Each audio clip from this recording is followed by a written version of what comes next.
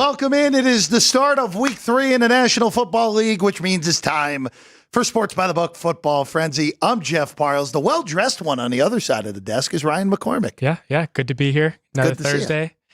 Some football action. Patriots, Jets. Well, double duty for both of us today. We, of course, had a morning version of Sports by the Book that I was on. Ryan McCormick, of course, is always here on Punchlines. Yep.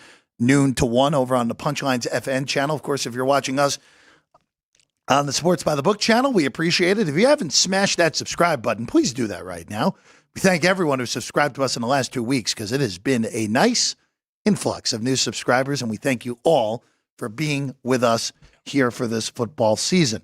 All right, Ryan. Of course, we'll have Duane Colucci later in the show, 3:40 up at the Rampart in Summerlin. I'm looking forward to that as always. But we begin today, as we do, with the first game of the NFL week. And isn't it a great one? Well, for you, it's of interest for the teams. It's an interest for me. I'm not saying it's of interest of betting, but it's of interest of me tonight. Second consecutive week, we get an AFC East game. Of course, Buffalo went to Miami and took it out on the Dolphins, and Tua Tagovailoa suffered yet another concussion, and he's on IR. And next week, we get the NFC East. Oh, yeah, well, that game is actually worse than this one, at least, because the Giants, I think, are worse than New England, and Dallas is. Dallas always loves taking it out on the Giants. The Jets would love to take out about a decade's worth of frustrations here tonight at home. It has been that long. Against the Patriots. And Ryan, you want to have fun with numbers?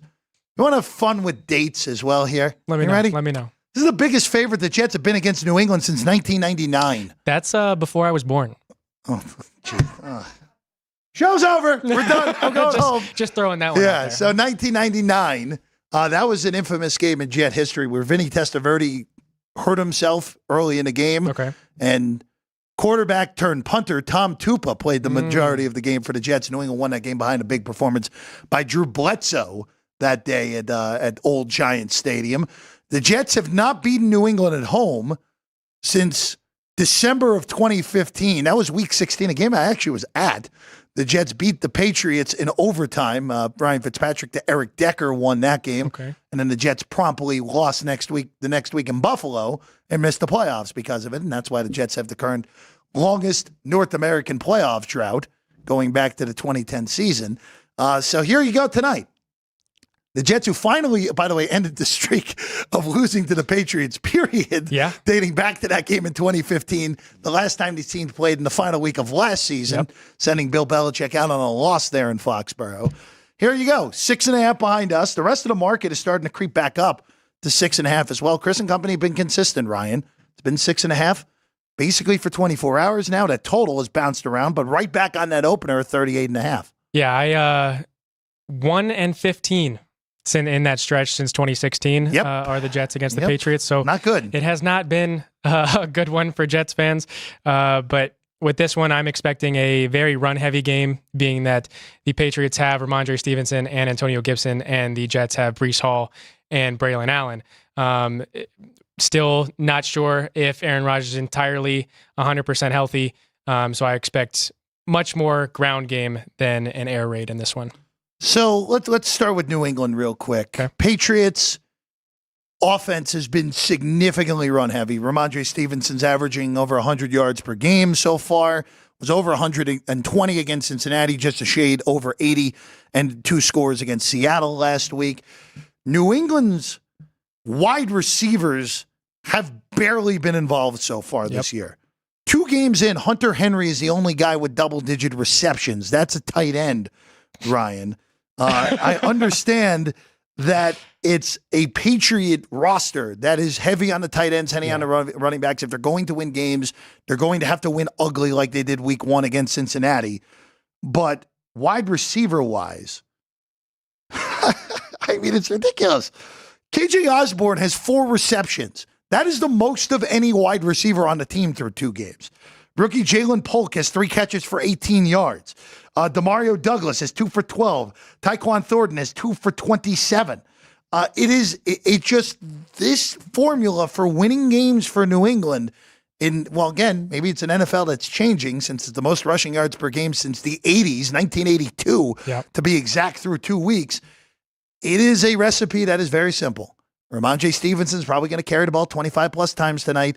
And with a Jet defense that has not been great against the run so far, Ryan, that is probably the only way New England can stay in this game is if Stevenson has a big night. Well, so what do you – I know you're not a big prop player. Sure. Stevenson's still plus money to score a touchdown. That's probably still good. I'll give you that. Stevenson's yardage is at 65.5. Oof, that feels low, doesn't it? It certainly feels low. Now, look, this could also be the game where the Jet defense finally arrives here for the first time this year. Of course, San Francisco scored in 8 straight possessions in that game. Last week against Tennessee, Jet defense much better in the second half, only allowed a touchdown. Granted, Will Levis. But Will Levis in the first half, when the Jets were completely out of the game in a 7-0 game, had that ridiculous lateral when he was getting sacked and then threw an interception on his next play. So Jets were a little bit fortuitous with the way Levis kind of handed that game over to them. And I will bring this up real quick with the Jets. C.J. Mosley looks like he's probably not going to play tonight with the toe. He's questionable. They elevated a linebacker from the practice squad. Mm-hmm. Would be very surprised if Mosley goes. Their best pass rusher, Jermaine Johnson's season is over. He ruptured his Achilles last week. The Jets do get all their secondary pieces back. They didn't have DJ Reed last week. He's back. Michael Carter was banged up. He's 100% for this game. I just wonder, Ryan, do the Jets just say, you know what, we're going to put 7 in the box. Jacoby beat us. Yeah. And Brissett has not made mistakes this year so far. Takes care of the ball, yeah. But Brissett has only thrown for 270 yards so far in 2 games. So he has not been asked to do much of anything, Ryan. No, he hasn't. And that's kind of why I do think this is going to be a run-heavy game. Mm-hmm. And I kind of went back and looked at, under Robert Saleh, the 6 previous matchups, the Jets have had 38 yards on 22 carries, 59 yards on 23 carries, 51 yards on 15 carries, 62 yards on 17 carries, and then they have 2 outliers of 185 yards on 42 carries and 152 yards on 31 carries. So that kind of brings their average up to 91 yards per game on 25 carries. But with those outliers, it's a big difference. They also have only scored. Do you know the Jets' offense highest total against the Patriots under Robert Saleh?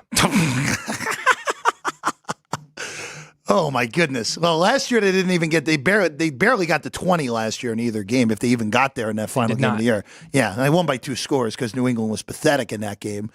The highest scoring total against the Patriots under Saleh. Have they even reached 20 in any of those games? They have not. Yeah, and that's my point. I would guess that 17 or 19 is the high 17. They've done it twice. Yeah. They've also scored 10, 3, 13, and 6. Well, that 3 that you mentioned is the infamous game where the Jets had less than a football size of offense in the second half in a game that was won on a punt return by New England and ended up really costing the Jets down the stretch 2 seasons ago.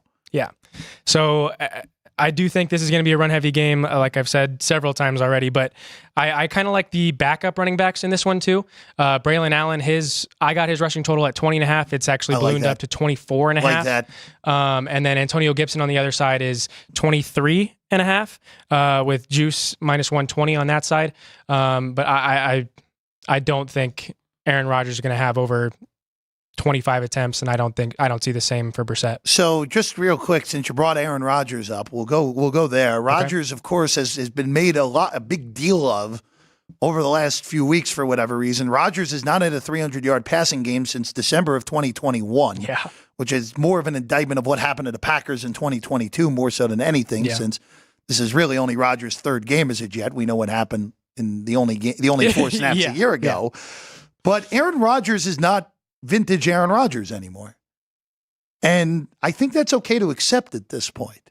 And with what the Jets have had, especially over the last 5 years at quarterback, Aaron Rodgers, the 12th best quarterback in the NFL right now, I would say, give or take, is so much better than the 29th or 30th best quarterback, which is what the Jets have had, basically, and exclusively under the Saleh era. They've never been better than 29th, at least in my opinion, at the quarterback position, and that was when Mike White was having his weird stretch of greatness. Yeah. But you're in a scenario here for the Jets, and I think this plays to your point of this is going to be a run-heavy and probably an under game, even at that low 38.5, where Aaron Rodgers only has to throw for about $175, and the Jets are in good shape tonight.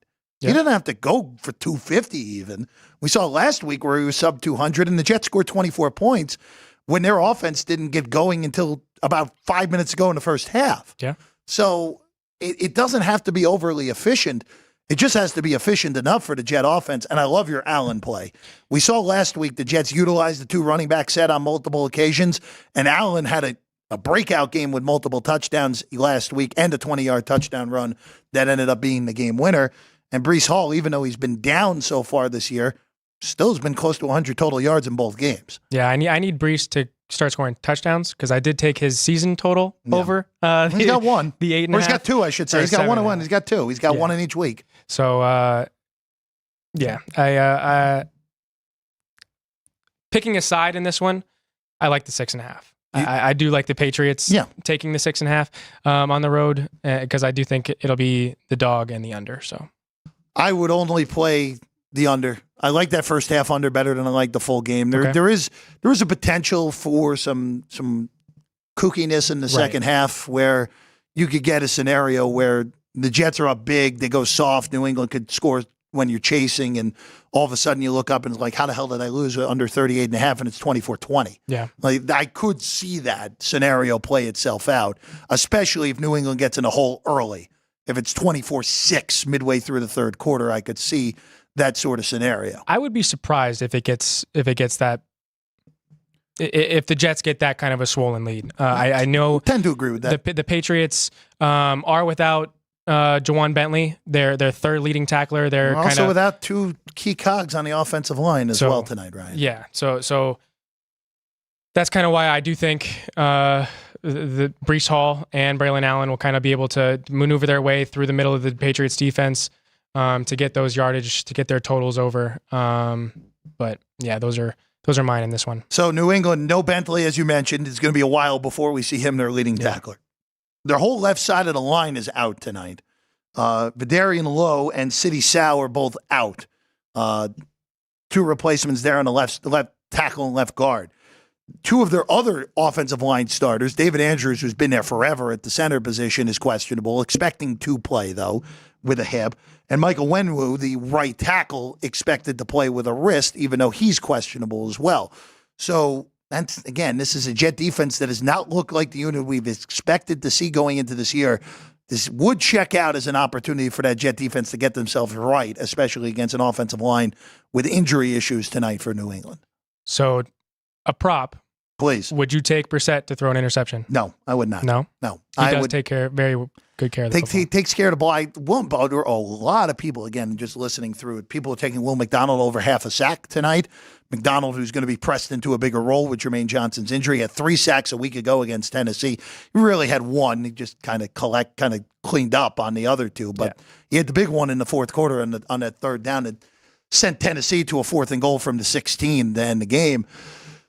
That would be a prop I don't mind if you can still get plus money on McDonald. I did not see much of it left on the board. Okay. We can also go Jet sack total over 2.5 tonight as well. Yeah. I don't mind laying a price on that just because of the injuries on the New England offensive line.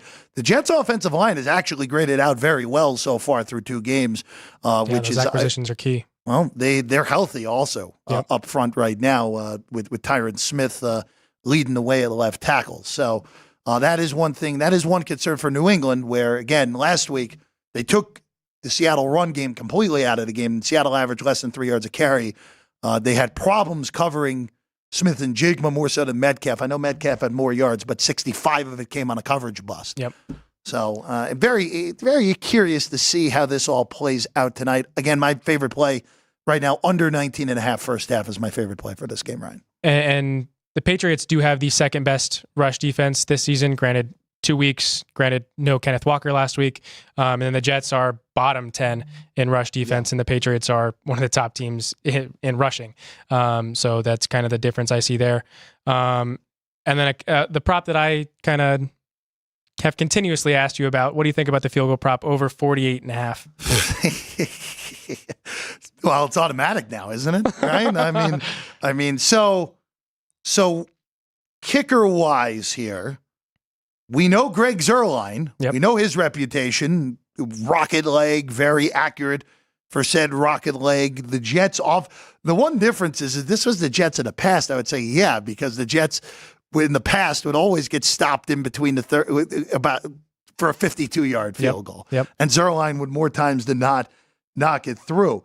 New England side of things, Joey Sly, not known for a long-range leg, but as we know, kickers so far this year are 35 of 39 from beyond 50, with Justin Tucker having 2 of those 4 misses so far, and one of the other misses with by Cade York, who's not in the league anymore. So, yeah, I'd only lean to the over. Really? I'd only lean to the over on that. There's just so many angles in order. It's a high number for that. Yep. But there are plenty of ways in order to get that. And honestly, weather is as good as you could ask for at MetLife. 75.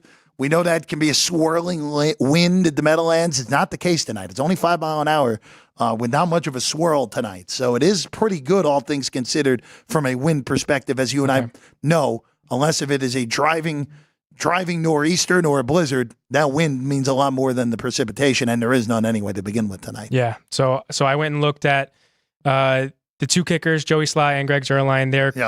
Their records over 49 and above.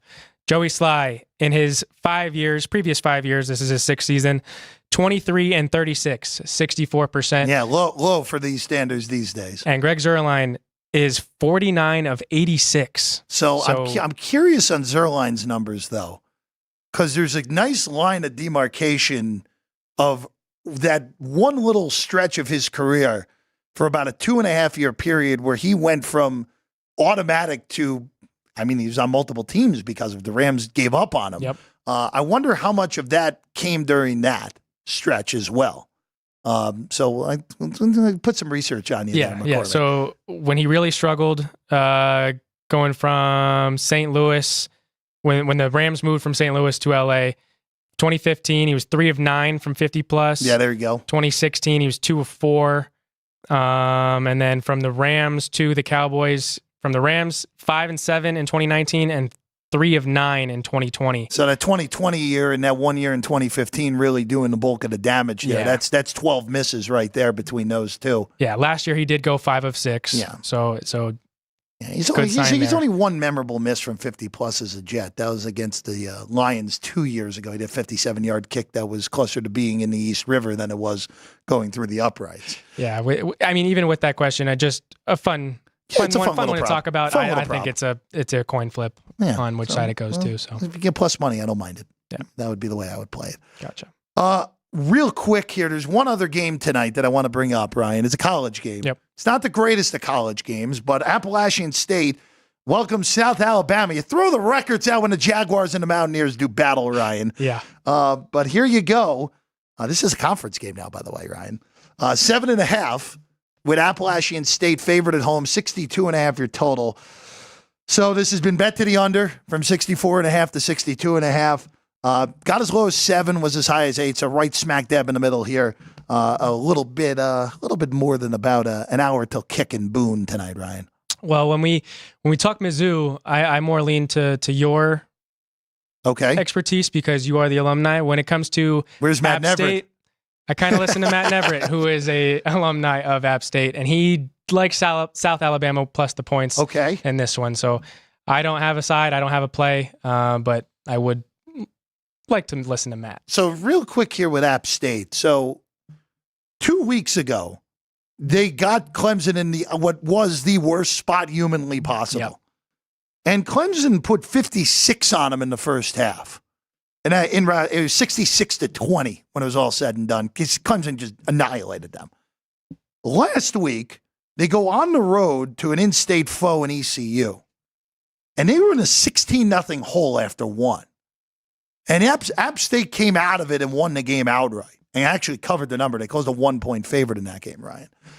And that shows me a lot because especially when the week before you just got your teeth kicked in from the get-go the whole way through by Clemson, and you fall in a big hole right away the next week and are able to climb out of it, that shows me a lot about the character of your football team. Okay. And so far this year for South Alabama, they played 3 games. They beat Northwestern State 87-10 last week. Northwestern State Northwestern State, not the one in Illinois, the one in Louisiana. Yep. The Demons are not good. That is not a good football team, Northwestern State. Against the two FBS opponents they've played, they lost to Ohio. It's a pretty average Ohio team this year. They lost by a touchdown in Athens. And then they hosted North Texas, who got obliterated last week by Texas Tech. And the Mean Green put 52 and beat South Alabama by 14, 52-38. I do not like what I've seen from South Alabama against higher end or FBS competition so far this year. If we see a flat 7 by the time this game starts, I feel comfortable with it. Okay. I don't feel comfortable with the hook, but with 7 even, a 7 flat. If you want to bet App State, I have no problem with that tonight. So don't blink. If it pops up, don't blink. There is one right now, but it's not in Nevada. I can tell you that right now. Gotcha. But it's in a lot of other places in the country. Yeah. But it's not in Nevada. It's 7 right now. If it comes to Nevada and it's a flat 7, go ahead. 7.5. I would not force the action. Okay. I would not force the action at 7.5.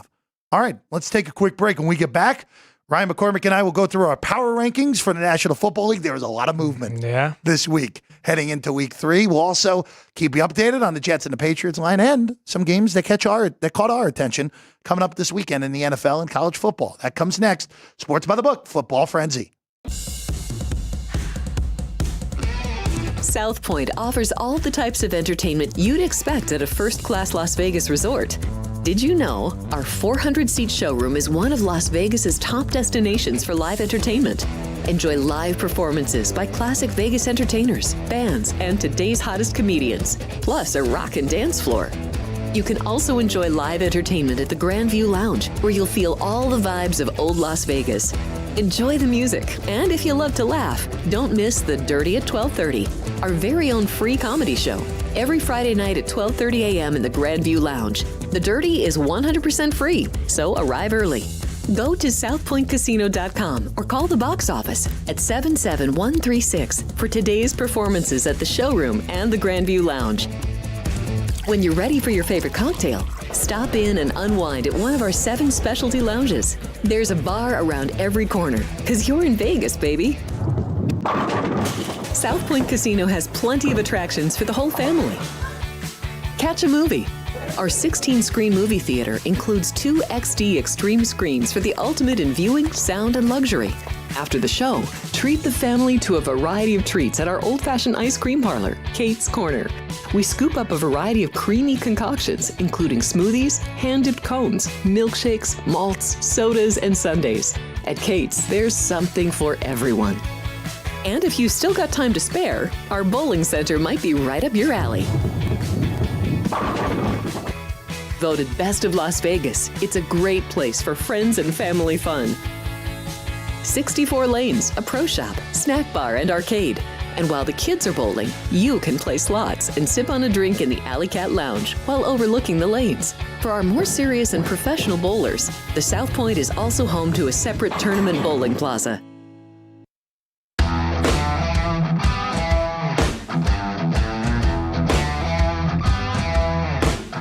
Back in Sports by the Book South Point studio. It is a football frenzy on a Thursday. Jeff Parles, Ryan McCormick, always thrilled to be with you. Duane Colucci will join us in about 15 minutes from now. Get the behind the book perspective for tonight and moving forward. Ryan, we have friends in the chat as we always do. Yeah, we do. Yeah. Joey B, Caden, Keith, all think that this is going to be an ugly one tonight on Thursday Night Football. Joey B has a score prediction of 17-16 with your Jets on top. Thinks the Patriots are going to run, control the clock, and manage to keep Rodgers off the field and still cover the spread. Caden says he needs Antonio Gibson for fantasy. Sure.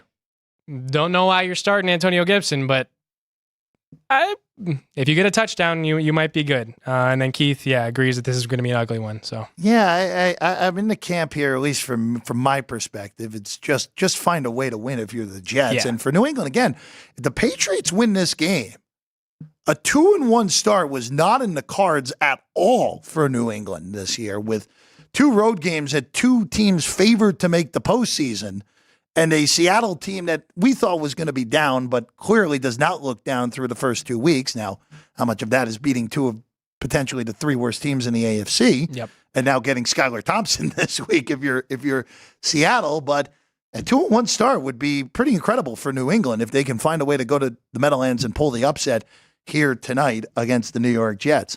All right, let's go to the power rankings. Start with mine here today. And Ryan McCormick, I did a lot of changing, a lot more than I would have liked here in the NFL. This is usually I'm totally backwards this year. Usually my college ones get totally ripped up by this sort of the year. It's very different. This week in college, I had the exact same 10 teams. I just changed the order slightly. Yeah. This week, I totally changed a lot of things in the NFL power rankings. Number 1, number 2, and number 3 didn't move.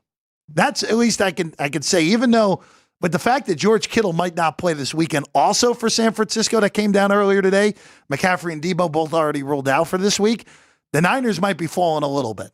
They might be falling behind Detroit, but I still have them slightly ahead of the Lions. That was a bad loss last week. Yep. I know the box score said Detroit was much better, but that's a game you got to win.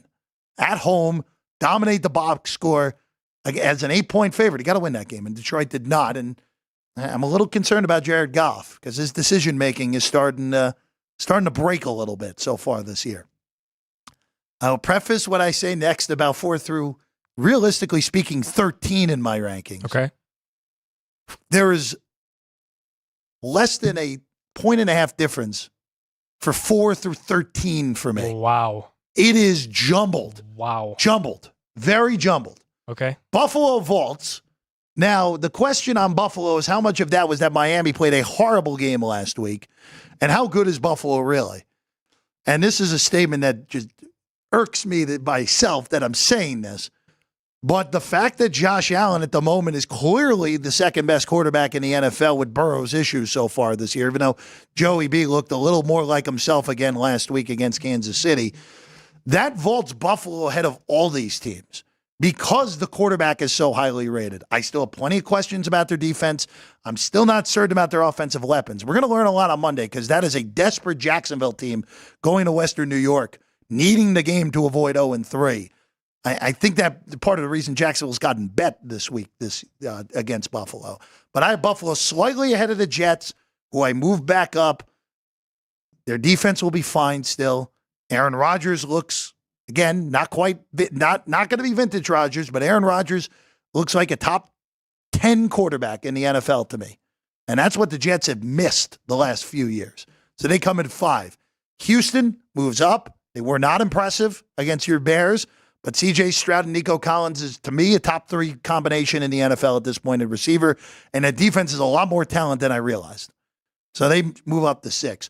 Green Bay, I am operating on the assumption we're going to see Jordan Love this weekend. And I might be wrong.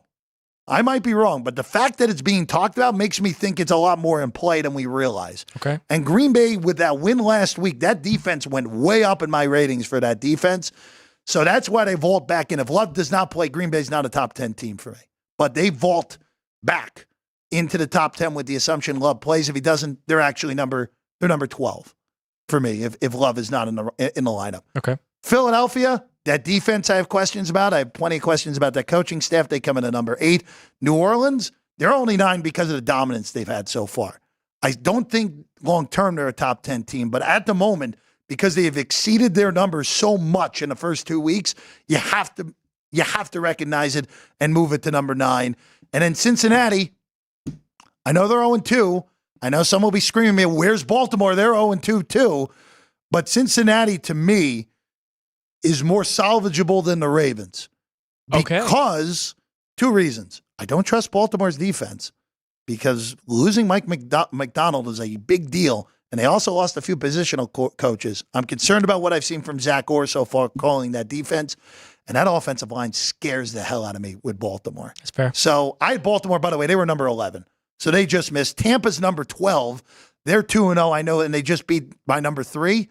But Tampa, I don't know how much of this is that Detroit dominated the box score and turnovers were the difference. And Washington just might be awful. And they play an awful team again this week in Denver. So they might just move in on the virtue of what their record is, even though they're really borderline more than anything for me in the top 10. I know you had Tampa in your top 10 last week. Yes, I did. I'm curious to see how far they vaulted up in yours. Well, They moved up one spot from where they were last week. They were 9 last week. They are moving to 8. They're actually hopping your Jets. Despite the Jets getting a win in against the Titans. But anyway, I have the same top 3 as you: Chiefs, Niners, Lions. As long as the Niners are healthy, they're right there. And then I know the Lions lost last week to the Bucks, but I still anticipate the Lions being just fine. They're gonna figure things out. You're gonna win games you shouldn't, and you're gonna lose games that you shouldn't. But I have the Texans at 4.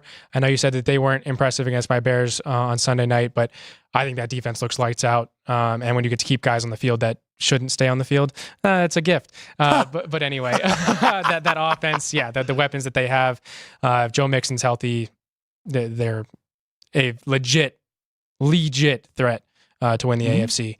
And then Buffalo, I have it 5. They move from 7 to 5. I know you'd pointed out the questions on their defense, but the same point, Josh Allen is another worldly quarterback that will carry their offense. And Sean McDermott is going to do what he can to make sure that defense is ready every single week. The Eagles are at 6 for me. I know plenty of questions with the coaching staff, everything that's coming out. It's player-run team. Personally, not big on Kellen Moore.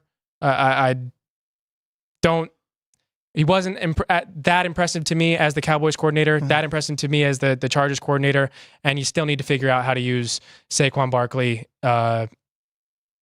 in a perfect tandem with Jalen Hurts. And then I know they're missing A.J. Brown, and that kind of showed up against the Falcons, but I think they gave that game away. The Falcons didn't win that game. The Eagles gave that one away. And then the Ravens, I have at 7. I still think that they're going to be able to figure things out. They have Derrick Henry in their backfield, which is one of my personal favorite running backs ever. I just think he's a monster. And if you can figure out how to actually use him and Lamar Jackson correctly, that's going to be very, very hard to stop. Sure. And then Tampa at 8, the Jets at 9. I do think the Bucs are going to be able to keep it going. Chris Godwin, Mike Evans, Rashad White. I know his yards per carry hasn't been at all good this year, but I do think that will change. And then at 10, I had the Cowboys here last week and just had to do it because of the embarrassment that was on Sunday. The Saints are my number 10 team for the same points that you made with what they're doing in the first half of these games, scoring at will. They need to be here right now. They are. They have exceeded their expectations so much that you have to at least respect that. Now, we'll get into that game in a few moments because that is the most intriguing line game of the whole weekend for me with Philadelphia on a short week going to the Superdome to take on the Saints. But it's interesting because of, and again, this league is always compact, always, but even more so than usual because to me the bad teams are way worse than the middle of the league than the top is better than the middle of the league this year. Yes. Where Carolina benching Bryce Young kind of changes the calculus a little bit for Carolina. That's still a horrible roster. They get slightly better because Dalton's more competent than Young is. Just look at the other Denver. Bo Nix can barely complete a pass down the field more than 5 yards. The Giants have their own mess, even though if they had a kicker last week, they probably would have beaten Washington last week. You look at Washington themselves, a team that's over a touchdown underdog this week. I don't think they're any good. Even teams that were supposed to compete, Miami's going to be without Tua Tagovailoa for a month here. And I don't know how long you can survive with Skylar Thompson as your quarterback. They signed Snoop Huntley off of the Ravens practice squad. I'm only saying that because Tom Pelissero tweeted it that way, Ryan. But Tyler Huntley's the worst quarterback ever to make a Pro Bowl. So Mitch Trubisky made a Pro Bowl. Trubisky, I think, is better.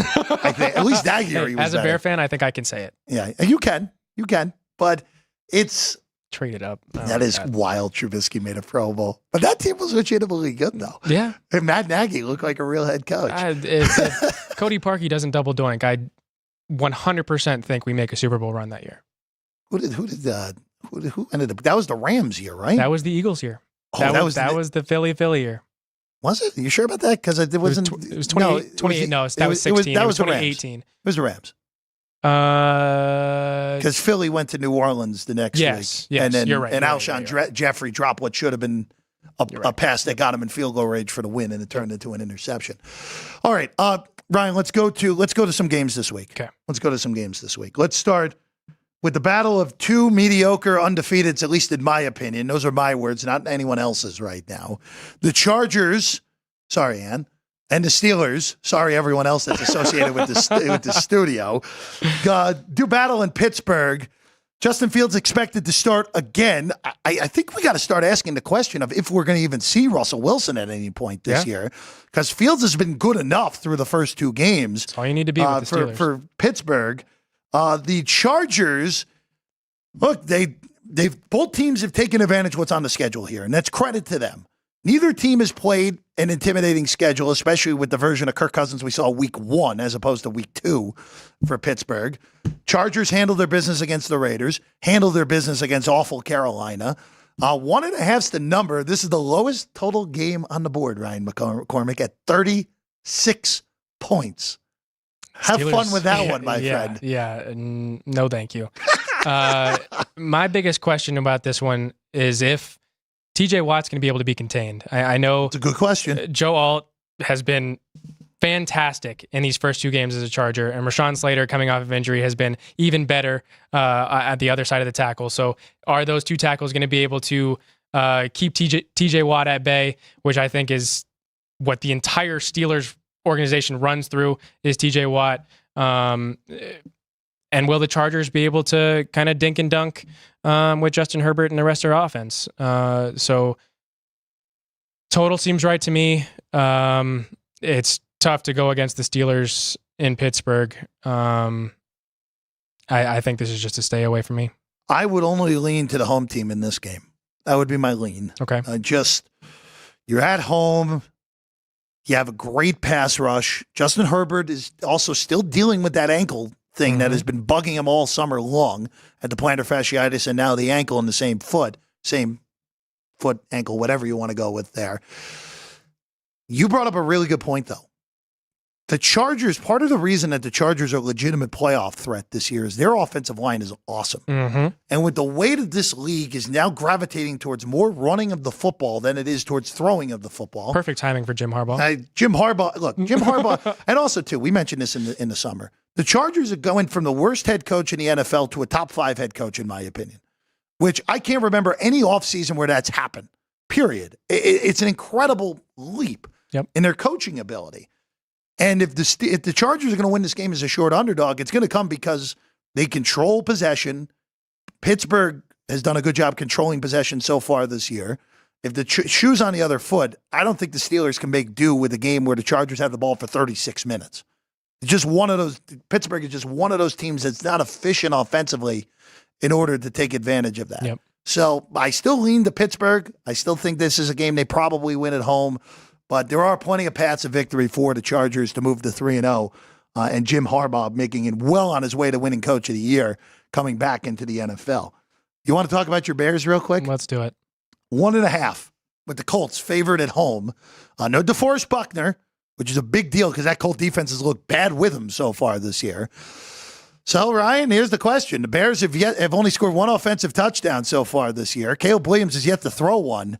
Is this the game where the Bears offense finally wakes up here as a 1.5-point road underdog in this one? And also, this total is 43.5, which is a testament to how bad Indy's defenses look so far, because Chicago's defenses look pretty darn good through 2 games. I think that total includes those defenses scoring themselves.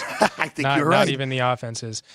This is going to be one that I hope the Bears finally figure out their run game. They got the Colts, the Rams, and the Panthers these next 3 weeks. I think it's the Colts, Panthers, Rams.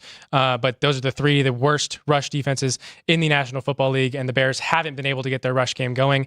So I hope and pray and whatever else I need to do that it gets going this week.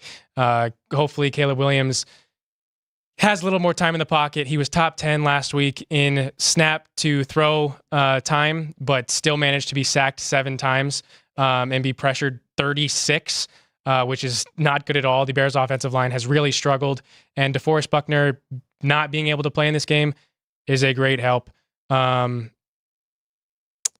Richardson and the Colts haven't really been able to get going. Anthony Richardson hasn't been able to be accurate this year, completing just around 50% of his passes. Their offense really runs through Jonathan Taylor as it has the last few seasons. He was 80% of their yardage last week in Green Bay. He didn't even play in the fourth quarter either. It's So- totally bizarre personnel management by Steichen in that game. I mean, the homer in me says Bears, but will this team be able to go into Indy and beat that Colts team? There's a little bit of desperation in this game for Indianapolis. You're 0-2. You lose last week to Malik Willis. And quite frankly, Indy was totally the wrong side the whole game in that afternoon at Lambeau. Got dominated. The Green Bay really should have won by more. So there's an 0-2 factor in here for me. And that's the main reason I lean to Indianapolis, where if this was 0-2 versus 0-2, I would be running away from this game completely. But the fact that the Bears stole that game against Tennessee makes it a little bit of a different handicap to me. With desperation factor on the Indy side, I think Richardson can do enough in this game in order to win this game by 6, something in that pocket. 43.5 is way too high in this game. And I know Indy's defense stinks, but what have we seen from Chicago's offense that dictate that they are capable of scoring in the 20s in this game? Or maybe even in the mid-20s, which might be needed in order to get this game over. Exactly. The 24 in week 1 was an aberration fluke with all the nonsense Tennessee did handing them points in that game. So it would be only a play on the under. Let's see if this gets higher through the week, and I lean to Indianapolis. Okay. I would just lay the money line at $1.25. On the Colts and not mess around with a game that lands 1, which is more than possible with these two teams. Yep. All right, we'll take a quick break and we get back. Duane Colucci of the Rampart will join us next. Get his thoughts for tonight. Also ask him about that favorite flip in New Orleans as well this weekend. That's next. Sports by the Book, Football Frenzy.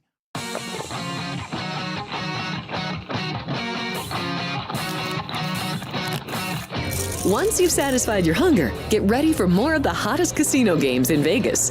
Our 24-hour, 30-table non-smoking poker room proudly hosts all the most popular poker games with a variety of betting limits.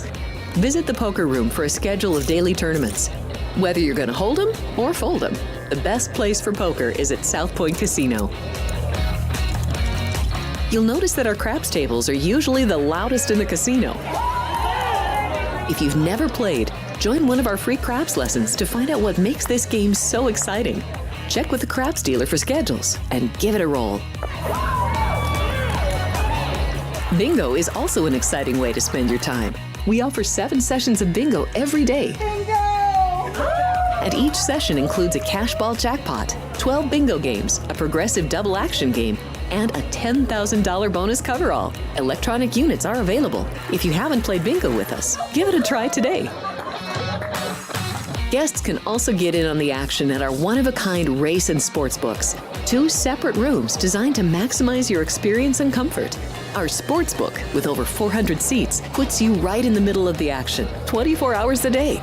The friendly ticket writers are happy to help, and it's conveniently located next to the famous Del Mar Deli, where you'll find supersized portions of delicious deli items like roast beef, pastrami, and Reuben sandwiches, or soups, salads, and pizza. Plus spectacular desserts fit for a king.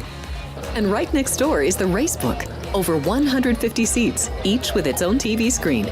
There are 16 interactive player terminals, so you can bet right from your seat.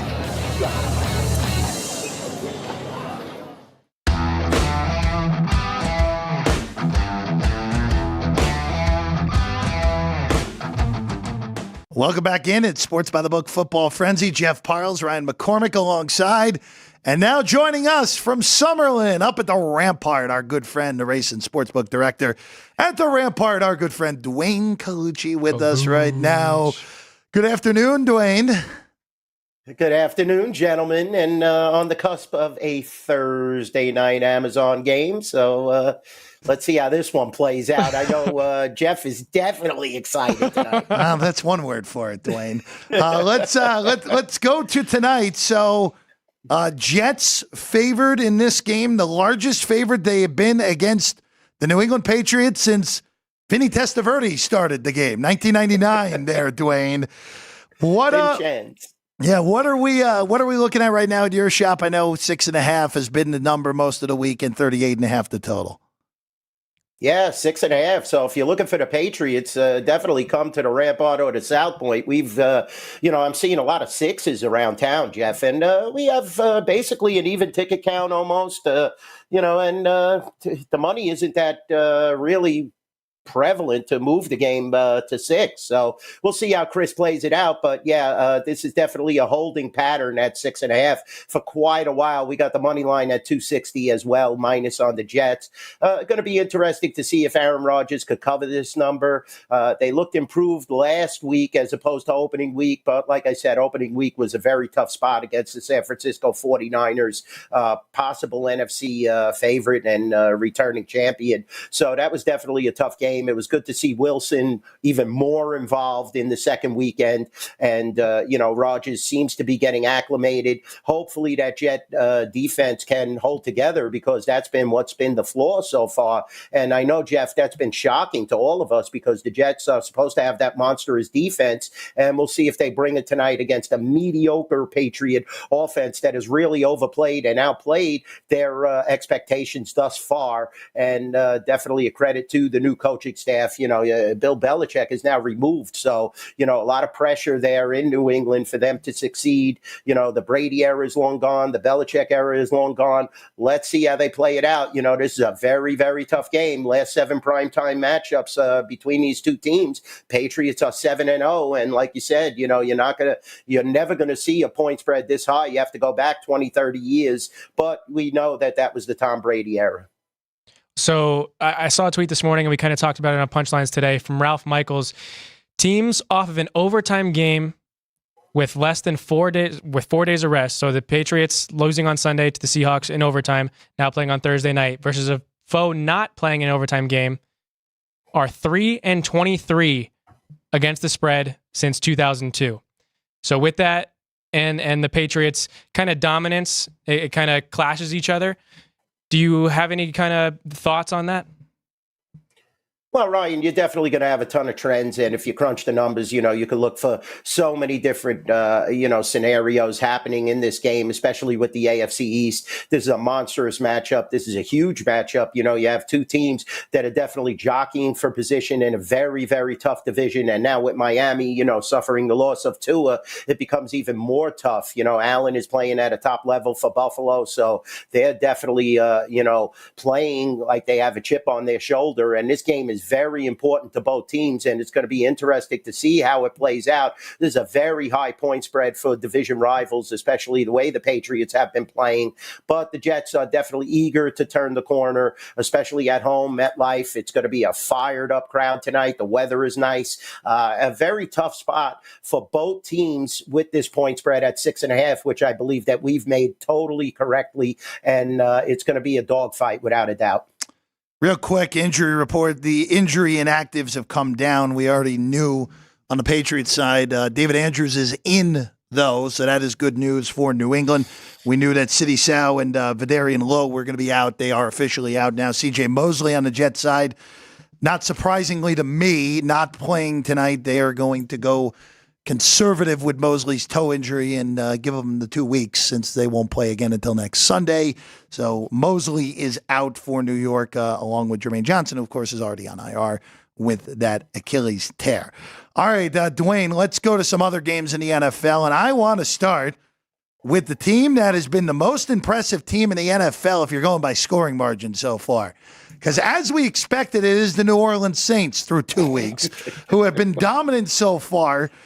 Over 40 points in both of their games, tied for the third most points in the first 2 games since the merger. Another thing we expected. And this is a favorite flop. And Duane, I'm a little bit interested because I think this is a little too aggressive here, because when this opened sight unseen on Monday, Philadelphia was a 2-point favorite in this game. And look, if they lost the game at the end of the game, they were leading most of the way. This flips a whole 2.5 points with the way the bettors have taken, 4.5 points to New Orleans as a 2.5 point favorite here. Duane, I think this is a little aggressive from the bettors, taking this a little too far on the New Orleans side at this point. Gee, you think, Jeff? I mean, all right. They scored 14 straight possessions. I guess, that makes them all of a sudden the Super Bowl favorite. We're taking a ton of action in the futures market on this team because they were obviously, I guess, overvalued. But you're still talking about a team where Derek Carr, 443 passing yards, has looked phenomenally. I think he's 30 of 39 on the season. Yet Jalen Hurts still has more passing yards than him at 461. So, I don't know. Dallas, I'm a big Cowboy guy. It's the same scenario with Dallas. They played lights out opening week, and then they always have that letdown following a massive, massive victory. So, New Orleans is averaging over 400 yards, I should say, per game, 91 points. That's in the top 5 for first 2 game scoring. But I think this is definitely an overreaction. But adding to the overreaction is definitely the Sirianni situation. I mean, this guy, time in, time out, they were winning that game. They had the game, Saquon off his fingertips, but I really felt they should have ran on that possession. I'll be honest with you. It's time and time again. It's the same thing with the Eagles. Since the last 5 weeks of last season, they have not recovered, in my opinion. You're playing without Brown, A.J. Brown, which is huge. He is definitely the go-to guy for Jalen Hurts. Saquon looks good, though. Don't get me wrong. And I think this is definitely a different animal that New Orleans is facing, but they are at home. And, a credit to the offensive coordinator, Kingsbury. He's been doing a great job. They've been well coached. They're playing within themselves. But, Dallas didn't look good at all last week. They got off to a terrible, terrible start. And when you start letting a team just pile up the points and you're at home, the crowd turns against you. I'm not so sold that this should be a 4.5-point move, like you said. I mean, I'm looking at it from all aspects, and this is definitely a tough game. The ticket count right now is about 3.5 to 1, though, on the Saints, and people are jumping all over it. Guys, that when you see a flashy offense, people get enamored with it. Greatest show on turf, when you had, the Rams firing on all cylinders, when you had Minnesota back in the day, when you had the multiple weapons of Carter, Jake Reed, and Randy Moss. People love a flashy offense, but it's just how long can they stay healthy? How long is Kamara going to continue to run the ball this well? I mean, that's been shocking to me the most. And, not only the offense, but the defense was able to come up big in certain situations against Dallas, but I'm not sold on the Saints just yet. Opening week, they played a garbage team. We could see that. Carolina is in total disarray. Dallas had a huge letdown. Let's see how they do against the Eagles, who fumbled away basically a game, not physically fumbled it, but the coaching errors and the mistakes by Saquon Barkley down the stretch costed them the victory. Then playing prevent defense while Kirk Cousins is ripping you apart, who is never synonymous with playing a good game on national TV. That was a tough loss for Philly. They're going to be hungry in this position. I like the Eagles here. Okay. You had mentioned the letdown spot for the Cowboys losing to the Saints last week. This week could be a letdown spot for the Raiders hosting the Panthers in Las Vegas after the Raiders just beat the Ravens in Baltimore.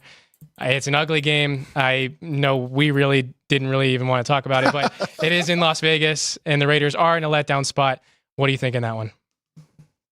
I don't know if they could let down against this team. Ticket count is 8 to 1 right now on the Raiders. The money is very significant. Yeah, I'm looking at it right now. The Raiders are a 5-point favorite. Now you're going to a 40-plus-year-old quarterback. I don't think they sent the right message to Young in this situation. I think it's a bad, bad situation. The front office is in disarray. The coaching staff is in disarray. I would never be starting Andy Dalton in this position. Let the kid learn. Let him play through his lumps, work through it. The Raiders, Pierce is definitely going to have a ferocious pass rush on Dalton. That's the whole play, to keep him moving around.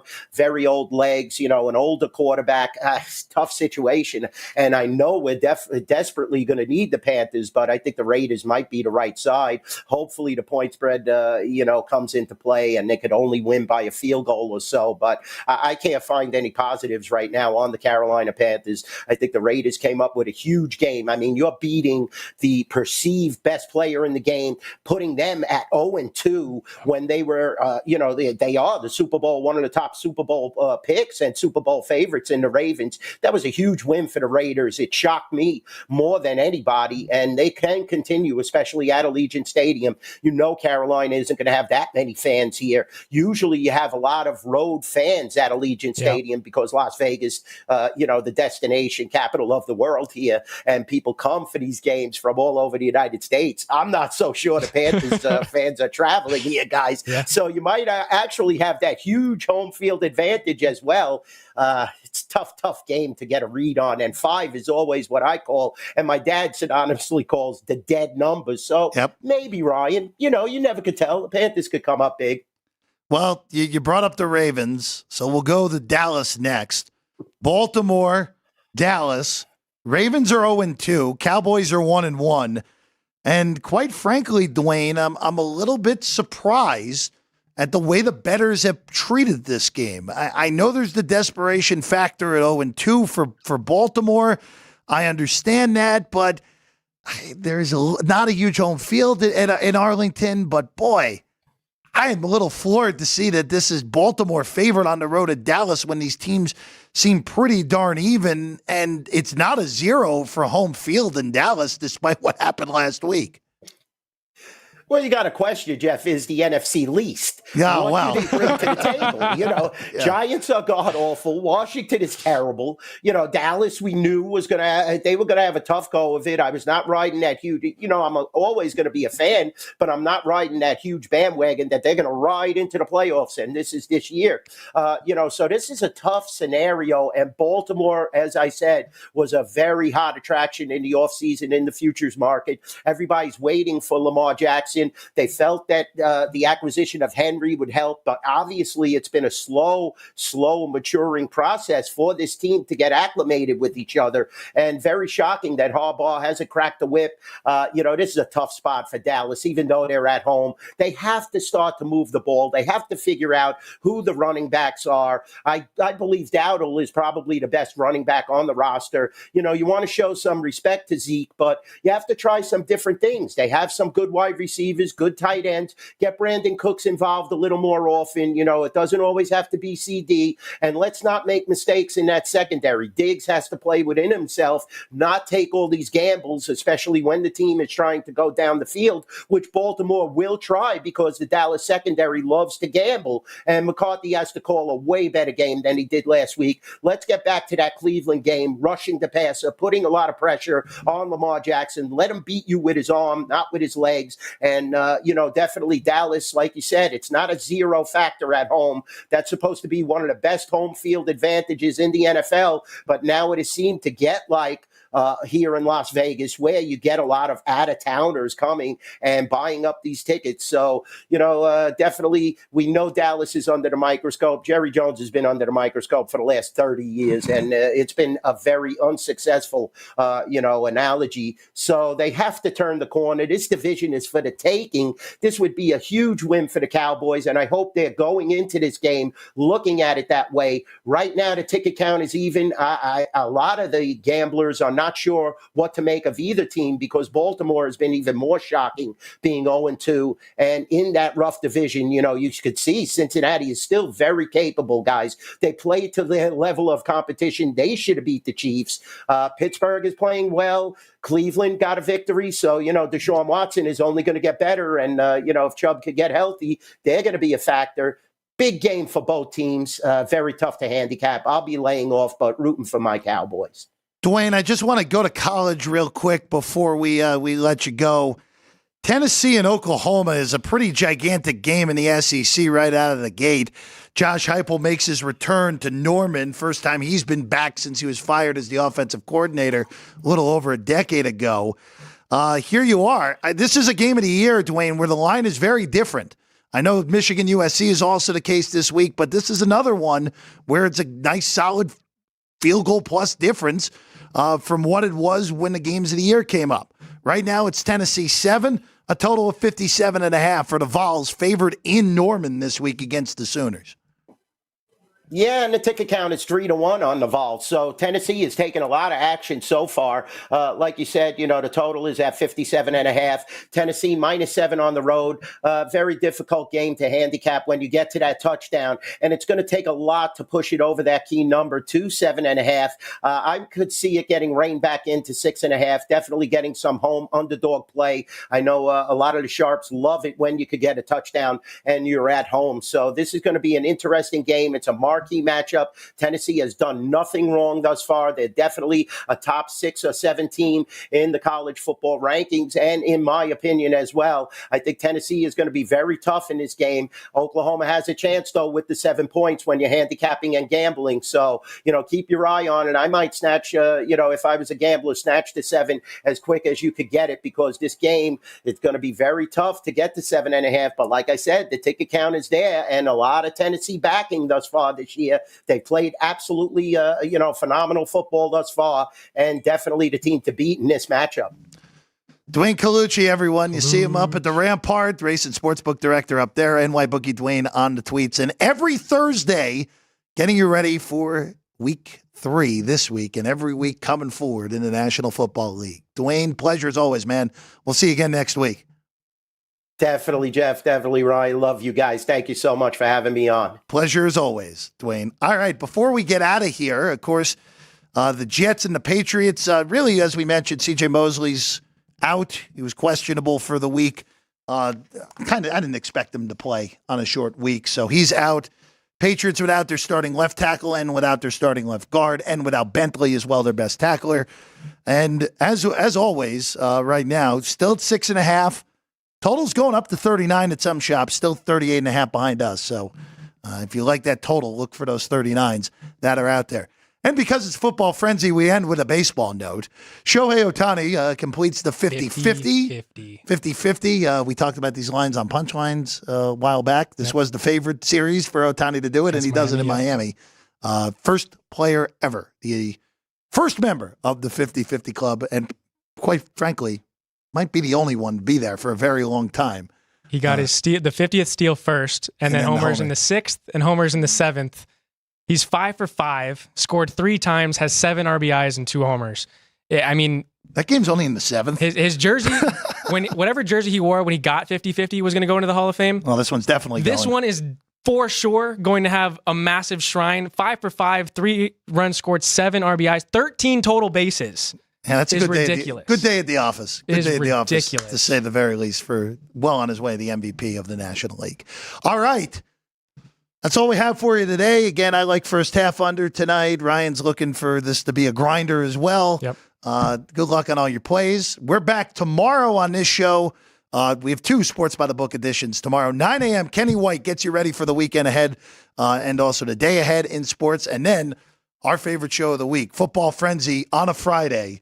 Myself, Vinny Magliulo, Chris Andrews, Jimmy Vaccaro. We get everyone from behind the counter here at the South Point to give their view of what's coming ahead for college football and the NFL. 2 hours as always, 2 p.m. Pacific time right here on the Sports by the Book channel. Good work, Ryan, Caden, and thank you as always. I'm Jeff Parles. We'll see you again tomorrow, 2 o'clock for Football Frenzy here on Sports by the Book.